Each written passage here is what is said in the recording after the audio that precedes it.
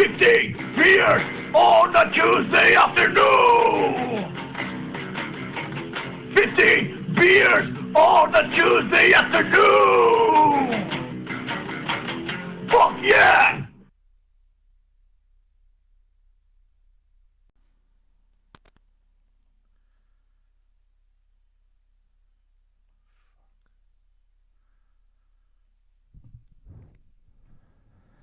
All right, we're back with episode 17 of 15 Beers on Tuesday afternoon.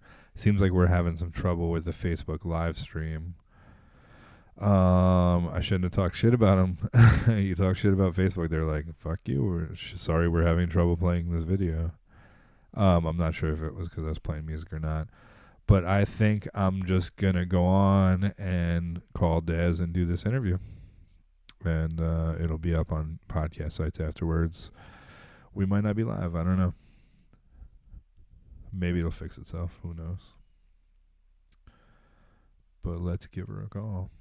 Let me go back to this screen here.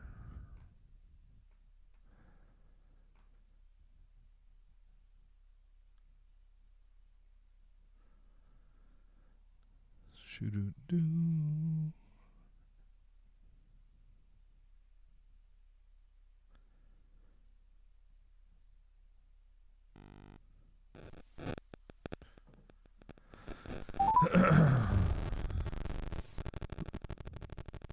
Hello. Hey, what's up, Des? How are you? How are you doing? Doing okay. How was the day at the Nissan dealer? That's where you're working, right? Yes. Very slow today. In Kingston, where is the King? Is by the Yep, Kingston Nissan, right by the traffic circle. Okay, it's kind of like by the Ford dealers in front of you guys. Yeah. How's that work with cars? Like you obviously don't sell a car every day, right? Well, right now it seems a little wacky because of everything that's going on with, everybody going back to school and people that would normally be home or probably home with their kids. Yeah. So it's been a little bit crazy starting this month, but sometimes you could sell a car almost every day. Oh wow! But it depends on how long you've been around. Are you good? You're a hustler? Well, not as much as I should be, probably. But I've been there forever, so I have a pretty good following. Yeah, when you start? 2004. Wow. Yeah, you don't see that much in the car business, that's for sure. 16 years, wow. Yeah. I ran a burrito place in New Paltz for 17 years, and I can't believe how fast the time went, or the fact that I did something for that long seems crazy to me. Yeah. You drive? Yeah, actually, I was right before I started there. I was working with Dustin at Abrams, and they were closing, and then I got the job at Nissan. Yeah, he was just telling me that you guys were co-workers there. Yeah. Were you both given? What were you doing? You were giving lessons, or you just like stop? You were like working? No, I was like a manager there. You took guitar lessons with the same dude that Ian Fuller took guitar lessons from, though, right? Chris. No. No. No. I'm pretty self-taught. Okay. Why did I think that? Are you talking about Chris Heitzman? No, not Heitzman. Laloom or some like Woodstock dude. Oh, Chris Laloom. Yeah, no. Actually, some members of Big Sister took some lessons from him. Okay. Larry and Shelley both did. I did not. Gotcha. I think our live stream got fucked up here. At the end of my interview with Dustin, I talked a little shit about Facebook and about how I might switch to YouTube next week. And now all of a sudden it's like, sorry, we're having trouble playing this video. Like, of course you are, motherfuckers. I don't know. But either way. So 16 years at the Nissan place. What's the most popular Nissan right now? Right now we've been selling a lot of Sentras, and it's been Rogues for years because of all-wheel drive around here. The Rogues they've been out for a couple years because those are nice. They've been cars. out since 2008. Nice. Yeah, my mom's driving like a Sport that seems a little bit smaller. Oh yeah, a little smaller. Yeah. Nice. And you do like the certified pre-owns or whatever as well? Yeah, we do that. No, and then we sell everything. When's the best time to like buy a car? Well, if anybody comes right now, I'll give them a smoking deal because it's a back to school special. Yeah. Is there like certain times where you need to like make it? Because I think you always see like articles about that, like fucking December 30th because they have to get this fucking quota or whatever. Like, well, I don't think so much that, but everybody, if you, I mean, I'll give you a little trick of the trade. You come towards the end of the month, that's when it gets busy and everybody's trying to hit their quotas. Gotcha. But I guess you're like fucked. I have no idea like where you're at with your quota, so I could get there on the 28th, and you hate that shit on the 20th, and you're just like, no, this is what you're getting, pal. You know, like, right? I'll keep going. I'll keep going because I still make more money the more cars I sell. All right, fair enough. The dealership still has different quotas they have to hit. Yeah, right itself. on. I remember like 2004, I bought a brand new Forester. And I was like shopping for cars, and it was like, I guess it's right when you fucking started, which is funny. But I remember going to the Volkswagen place, and they're like, "Oh, well, what are you looking for?" And I was like, "Oh, well, I play drums, so I'd rather have some space in the back." And he's telling me some story about how one of Pearl Jam's like roadies bought a car from him. And it's like, what the fuck do I care about? It's like this is so like, it's like he's trying to relate to me, but it just doesn't make any sense. Then I went to that fucking Honda place across from Subaru on like wherever, the Eastchester or whatever the fuck that is. And this dude was like an Elvis impersonator. Oh, and that's all he would fucking talk about is how he was trying to sell me some CRV for like $18,000 with like a cigarette burned in the roof. And like the whole time he just talked, about his Elvis impersonating career. Did he ask if you had a sugar leg? Yeah, it's like, get the fuck out of here, man. I don't know. Has the like the whole COVID situation affected car sales? Like, did it? Well, yeah. Well, we were closed. Actually, we had to actually close down for about 6 weeks. Right in the beginning, and then like April. Right, and then we came back, and then it was super busy for like a month and a half. But the problem is we are having an inventory problem, which everybody is. Yeah. We had 6 weeks where we were complete shutdown. Obviously, not getting any more new cars delivered, and not getting any used cars coming in as in trades. And then once we first came back, still we weren't getting any truckloads yet because we were on floor plan hold with all the craziness going on. Yeah. And we're probably about half the inventory that we normally do. Oh, wow. But it's car sales across the board, RVs, all that stuff. Everybody's having inventory problems. Gotcha. Is it like, did these factories have to close down when this stuff hit, so there's cars weren't being made for a while, right? And then like all the auctions were closed down, so there's a lot of used cars that come from those places. You can get them from there. Huh. Oh, so you guys like buy used cars from the auctions? We buy used cars from all different sources. We have buyers, you have auctions, you have trade-ins, lease buyouts, all kinds of stuff. That's fun. Do you hire people to like go pick up those cars and drive them? Yep. Oh, that's cool. I remember actually Chris Heitzman, because you brought him up before, but I remember him telling me that. I think there was one point where he wasn't working very much, and he would just go to the dealerships and like see if they needed any drivers, and they would like tell have him pick up a car from here and bring it to there or whatever. Right. I know him from Abrams too. Look at that. Oh, did he work there as well? He used to take lessons, and I believe he ended up giving lessons at one point, if I remember correctly. But I remember him coming in as a student. But I think he ended up giving lessons at one point. The student becomes the teacher. If Dustin was on there, he could he'd remember. Correct me. Heitzman's a pretty serious guitar player. He's a good one. So 2004, and you were already in Big Sister. You joined when? 1994. And yes, I am still playing with him now. That's fucking amazing. Like, I started playing music with Ian Fuller in 1994, and we're still kind of like trade songs back and forth or whatever, but not Ian consistently. Fuller? Yeah. I worked with Ian Fuller back in the day too. And in Family of Woodstock, is that where you guys? No, we worked in a grocery store when we were teenagers. Oh shit! Okay, all right, that's where it's from. Because I remember, they might have been like 94-ish.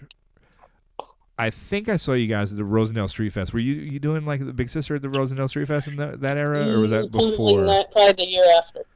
Okay. 95. And then it stopped. I didn't join with them until the fall. What? Gotcha. But then the Rosendale Street Fest stopped for a while. Yeah, correct. Yeah, we used to like headline it for years and years and years, and then it stopped for a while. And you guys, like, how'd you join that band? Well, the funny thing is, I had if any of my band members are listening to me, they're gonna like slap me for this. But I had a friend that my friend Lisa for years would say to me, "Hey, listen, this band Big Sister is looking for a bass player. You should play with them." I go, "Wait, they play blues? I'm not playing with those girls." And I was a metal bass player at the time. Okay. And so she kept trying to get me to go, and then the night before the Woodstock Festival in 1994. Oh shit. Okay. There was like kind of like even though Big Sister was playing the Woodstock Festival, they also played this thing that was kind of like an anti-Woodstock Festival show at El Rancho Okay. in Sargadezo. Yeah. My friend's band was playing outside. She got done playing, and she goes, "Oh, Big Sister's playing inside. You should come check them out." So I go and walk around the corner. They were already done. First thing the drummer Lisa Wexler says to my friend is, "Hey, do you know any bass players?" And my friend points right at me. And then Lisa handed me a CD, and then I ended up auditioning for him like the following week. All right. And I've been playing with them ever since. And did you say Big Sister played at the Woodstock '94? Yes, they did. Where, really? Huh? I remember the Not with first me, day. though. Yeah, I remember I went to that, and now I was fucking young. I was like 19 or like somewhere in that neighborhood at that point. Right. Yeah, I was 20 when that. And I remember getting, like, I was working at a fucking hotel in Ellenville for the summer, like my summer home from college, getting one of the fucking porters to buy me a bunch of booze to bring or whatever. Like, and everyone was like worried about smuggling shit in, but, and I remember like Perfect Thyroid. I remember like Lunch Meat playing the first day. I don't remember Big Sister. Yeah, they played the first day, and I didn't find the stage they were playing on until like the next day, so I missed them. And you went to that festival? Yeah. I think I volunteered for Family of Woodstock at like a food vending thing for that, and it was a fucking weird experience. I think by the end, like we were like trading, chicken sandwiches for like, at one point, some dude had smuggled in Jack Daniels in those like Otter Pops. He like cut them open and let out the Otter Pop stuff, and then put in Jack Daniels into each one, and then duct taped it. That's funny. I think I traded like 4 chicken sandwiches for like, whatever a box of Otter Pops full of Jack Daniels is. I have no idea how much liquor that was, but Ian Fuller says wall bombs. So apparently, yep. Oh yes, wall bombs. Exactly it. I can't see the live video anymore, but apparently other people can. So Facebook didn't shut us down.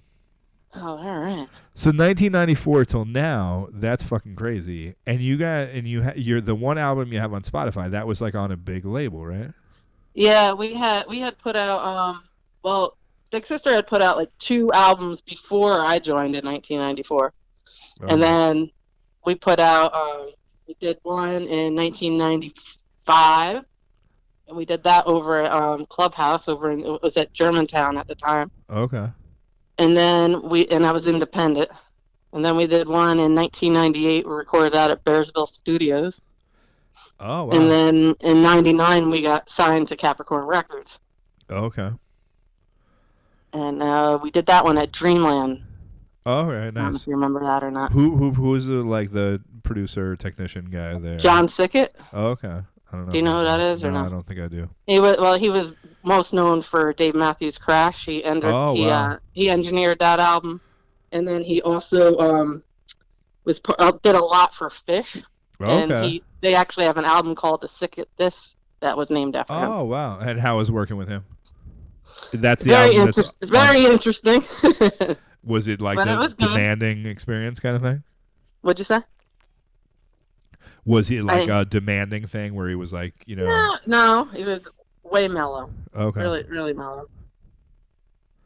But it was good. The album came out great, And like, how is that putting out an album on a label that size? Like, were you guys touring at the time? Were you touring before that? Well, at that time, we were like as you can imagine. I mean, back then I was in my 20s. I was super excited, like thinking this is it. We made it, and we're thinking we were going to be touring and all that stuff. And we were actually on our way to when the album. It was a couple days before the album was coming out. we're on our way to go play at the Rock and Roll Hall of Fame out in Cleveland. Oh, fuck yeah. And as we're driving there, one of our friends, Patty Rothberg, calls my cell phone to say she just got the new Rolling Stone magazine, and we were in it and got 3.5 stars. Okay. So we had 2 carloads of people like screaming, like woo, as we're riding down the highway, like thinking this is it. And my guitar players were in Guitar Player magazine. The drummers were in Drummer magazine. I was in Bass Player magazine twice. Wow. And then the label went under. Oh shit. Yeah, so it was really exciting. We thought everything was gonna happen for us, and then it just kind of flopped down. And it was like what do you do when that happens? Like, do they still own your album? Actually, Sony took it over. Okay. And then Volcano, I guess, took it over, and so they're the ones that put it up on Spotify and it's on YouTube and stuff. But it was like for that time you weren't able to like even get it to sell or. Oh yeah, like each member, I think we each are lucky if we have 2 copies. Yeah, I mean weird too. We couldn't sell any of that.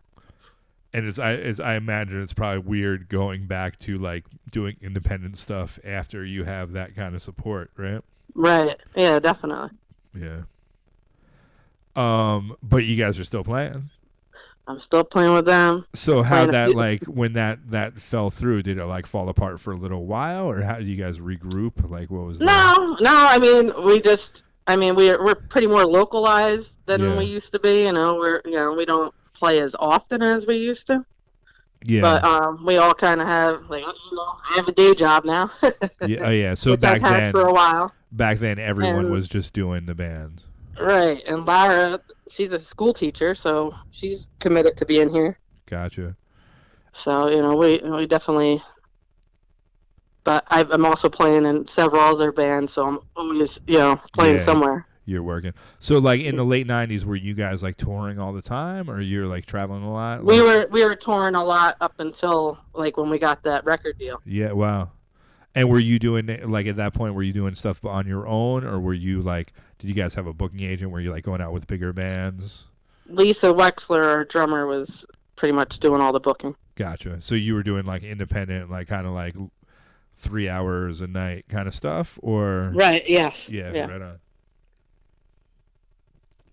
That's always the kind of like I find it interesting.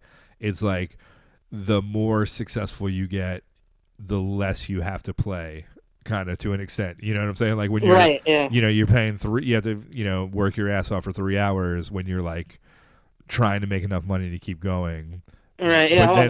All these small places around here definitely want you to, fill the whole night. Exactly, and then that's you almost get enough to get paid, right, decently. But that was funny, like seeing it. Like I did merch for Lara on the Setzer tour. I think you guys came to a show. Did you come to the show? Yeah. Yes. Down in Jersey.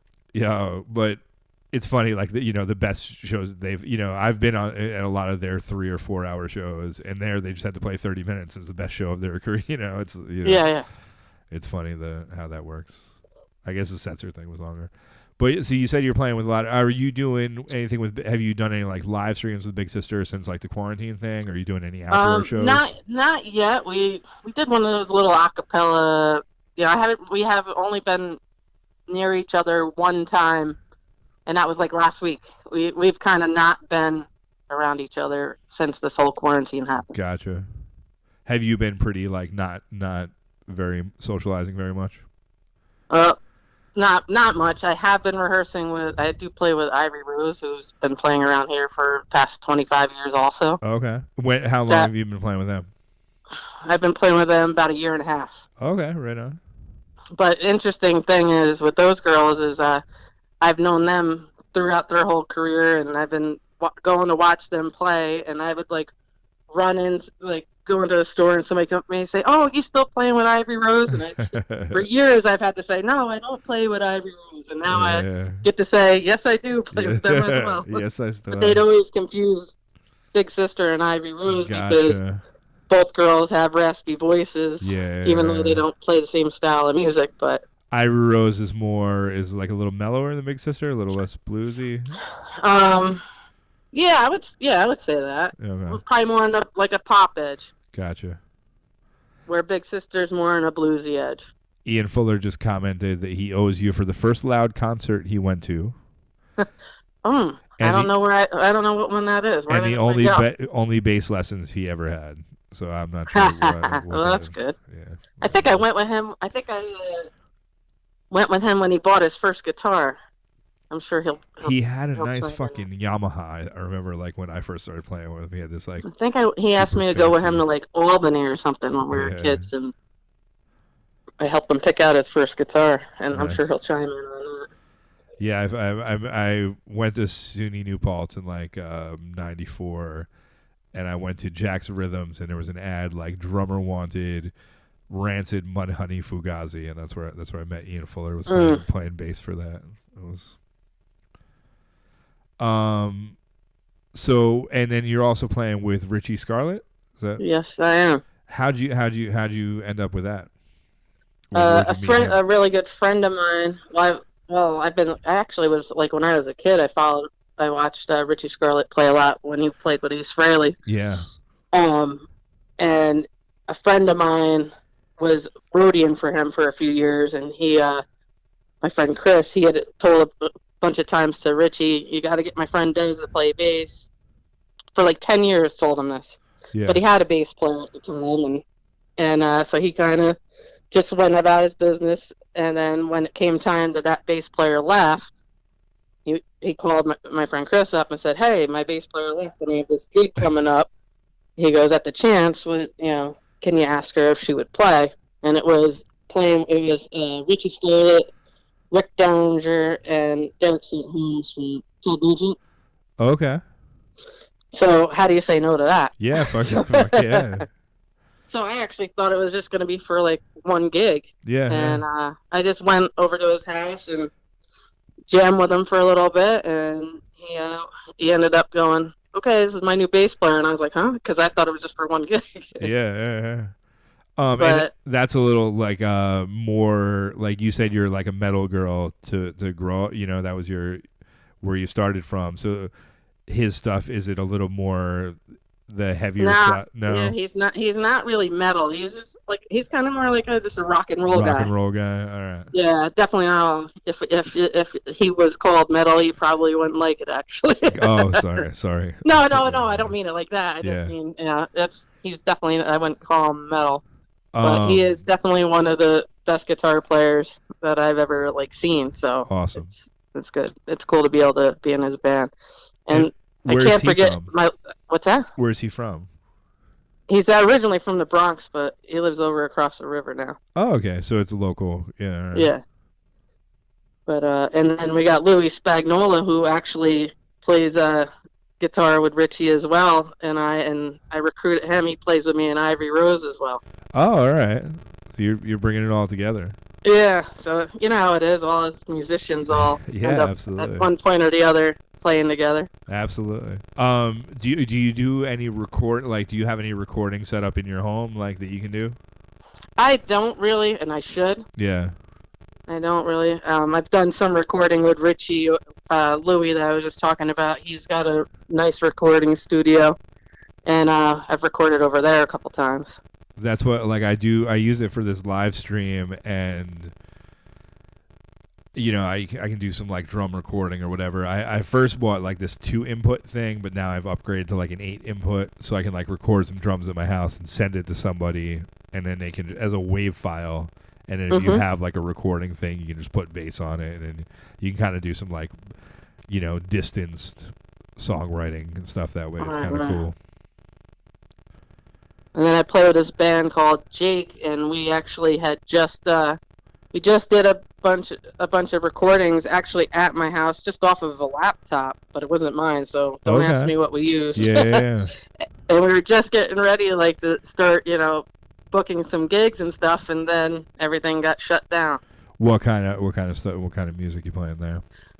Well, it's all original. Okay. Jessie Montague writes all the material, and she's been around for years also, but then was on hiatus for the past 12 years. I got her going again, and nice. we just started adding some drum loops to some of her older material. So kind of Okay. changed it up and stuff. And we were just getting excited to like bring these drum loops that had come up with, and then we weren't able to. We only got to play twice out anywhere to like even try them out live. Where'd you play? It was actually we were doing some of those uptown. Did you see when they had these uptown like things on Friday nights? I forgot what they called it. It was recently. It was like over the winter. Huh. Uptown Kingston. So we played like in a music store and like just little weird things just to get people around. It was kind of like what Sorgaties does with that first Friday. Fuck yeah. I actually remember walking a fucking dog past there and seeing you in one of those stores. Yeah, I do. Yeah, I remember this very vividly. We did it like 2 months in a row. Okay.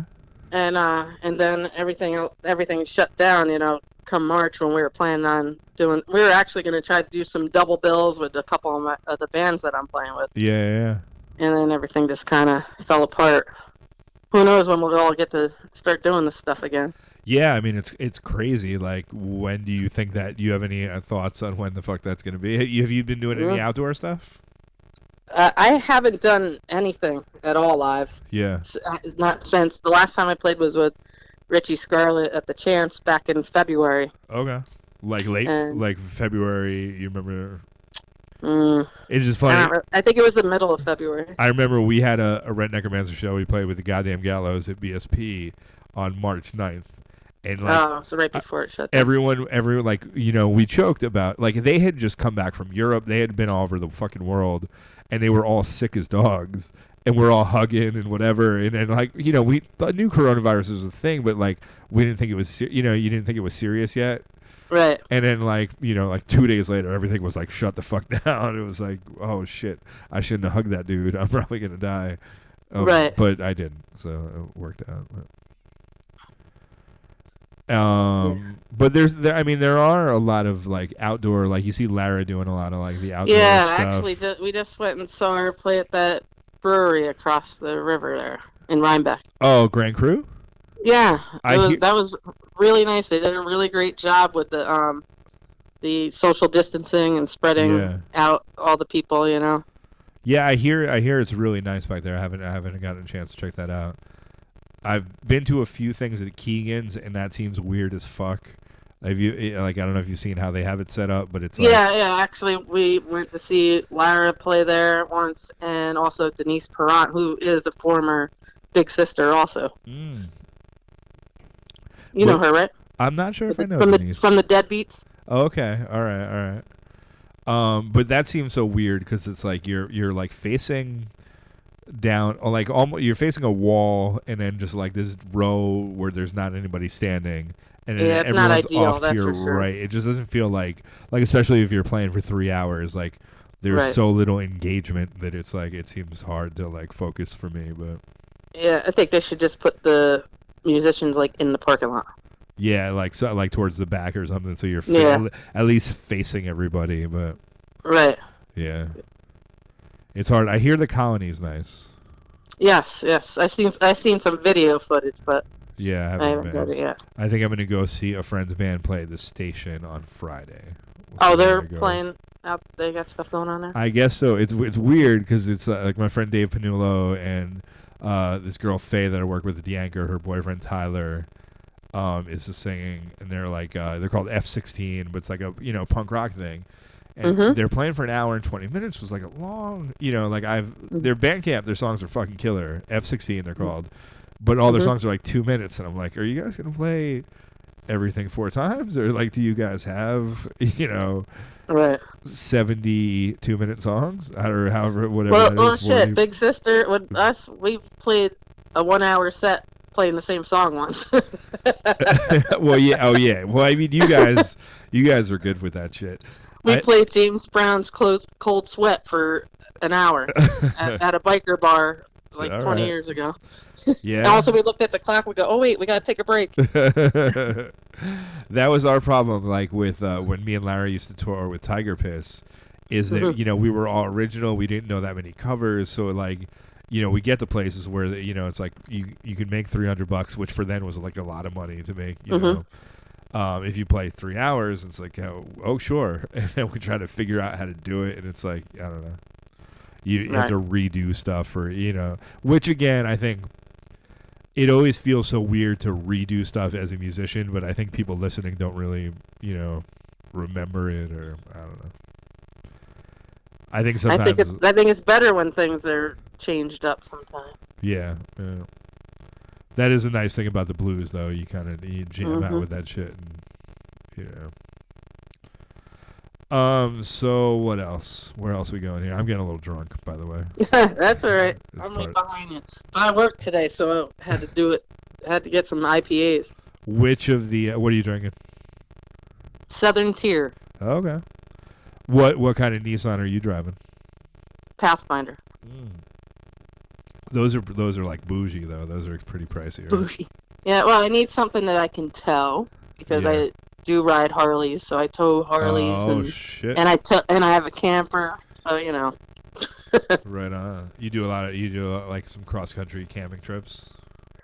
Hopefully, we only just bought it over the summer, so. Yeah, uniform. And we bought a toy hauler so we could bring the Harley in the camper. Oh shit. That's the way to do it. Fuck yeah. Yeah. Talk about bougie. Yeah, you fucking know what the fuck you're doing. So every episode, first I tried to do like riff lords, and I'd have only riff lords. Then I did a drummers episode, had only drummers. Then it gets too hard to get all three of one kind of person that are available on one day. But then if I don't give the episode a title, no one listens to it on the podcast site. So today's episode is called Fear Does Not Exist in This Dojo, because I've been watching that Cobra Kai shit, Yeah. What do you think of that? I hear everybody saying they love it, but I never liked Karate Kid. It's cool, like, I don't know. I mean, I mildly like the Karate Kid. It's cool because they flip it around, like, Daniel LaRussa is kind of the bad guy. He's like the rich fucker. And is that little blonde-headed punk? No, the blonde-headed punk is the Johnny. He was the bad guy of the original movie. But he's kind of like lovable, down on his luck guy that's always drinking Coors Banquet, the Coors Originals. Yeah. And Daniel LaRusso is this like rich guy that owns car dealerships now, and he kind of like is the rich asshole. So they flip it around like who the bad guy is a lot. So that's kind of interesting, but it's cheesy as fuck. But I can't stand Ralph Macchio no matter what he's doing. Yeah, but some of this is good because he's kind of they make him look like the fucking asshole a little bit, but then they kind of make him look like the good guy, then they make him look like the asshole again. It kind of goes back and forth a lot. But do you have any phobias? I'm terrified of snakes. Yes, and it's birds. Birds? Yeah. Yeah. Well, let a bird fly at me. I'll nosedive. I'll stop, drop, and roll. All right. So and everybody laughs at me. Yeah, because you're this badass fucking Harley see. Riding bass player that's afraid of fucking birds. Let a little Robin come by me. You'll see me like throw on the ground. All right. Well, with snakes, it's like the sneaky like poisonous snakes, whereas like constrictors don't bother me that much. How do you feel about pelicans? Pelicans. Yeah, like big birds. Yeah. Well, all right. Big birds, I never get that close to them. Okay, like geese? Yeah, I don't like geese. Geese are dangerous. Yeah, geese are, I mean... When I was a kid, I always said that this goose was chasing me. My mother says it was a duck. Okay. But to me, it was a big killer goose. And it was chasing me, and then I jumped up on I had a four-wheeler at the time. I jumped up on the four-wheeler to get away from this thing. And everybody laughed at me. I'm telling you, it was a goose. It wasn't a duck. Whatever. I mean, ducks can be dangerous too. I mean, whatever. I would have ran from a duck too. Whom I can Tweety bird out of an owl. If you're afraid of a fucking bird, but Killer Goose, I think, would be a good name for a rock band. Yeah, you're right. We should. And catch me by a beach. There's all those seagulls and pigeons and shit flying around. That's right. Like hell. Yeah, so pelicans, yeah, you would be afraid of a pelican. Yeah, I probably wouldn't be a big fan. Have you ever seen an ostrich? Only like as a kid, like at driving through the Catskill Game Farm. Like it's got to be. No, what was the place that had the drive-through? Great Adventure. Yes. And the things put them big ugly heads through try to put it through your window if you open it. Yeah. Great, the Catskill Game Farm didn't have like giant birds. Maybe, but I don't know that they just like came up to you. They were probably behind a fence. One of my earliest memory or like whatever pictures. There's a picture of me like fucking 4 years old, like fucking 3 feet tall or whatever I was, like on my ass with a box of carrots next to me, and this is gazelle over me, like just fucking, ready to go eat them. I guess like my parents gave me a big box and they're like, "Oh, the gazelles, give the fucking things," and the gazelle just knocked my punk ass over. It fucking took the shit. It was no thanks. And then my parents just would do nothing but tell me about it for the rest of my life. For the next 5 or I grew up hearing that story like, oh, that's fucking hilarious. Like I was assaulted by a wild animal. You have one job, it's to fucking take care of me. You just watch me get assaulted by you should be afraid of the birds. Yeah, I should. Well, this is a gazelle. It's like one of those deer fucking things, but I don't know. Right on. Well, anything else before I let you go? This has been fun chatting. I think that's it. It's been real. Yeah, it has been. Thanks for asking me. Fuck yeah, man. Like you said, you don't have any recording things, but if you ever think about getting into that, I'd love to send you some drums. Okay. Fucking play. Pass some rock and roll back and forth. Sounds good. Yeah, dude. All right. All right, Dez. Take care. Thank you so much. You're welcome.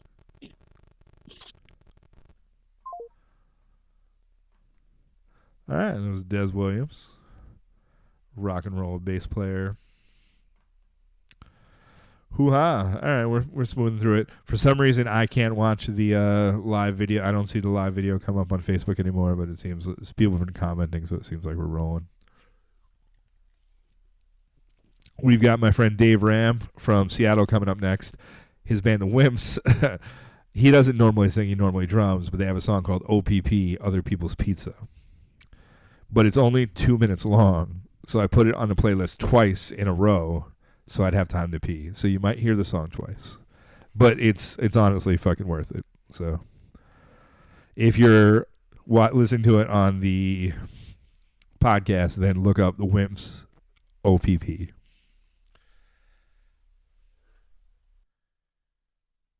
"15 beers on a Tuesday afternoon. That sounds about right. That sounds metal as fuck. 15 beers on Tuesday afternoon is a Crazy Rev Kev production.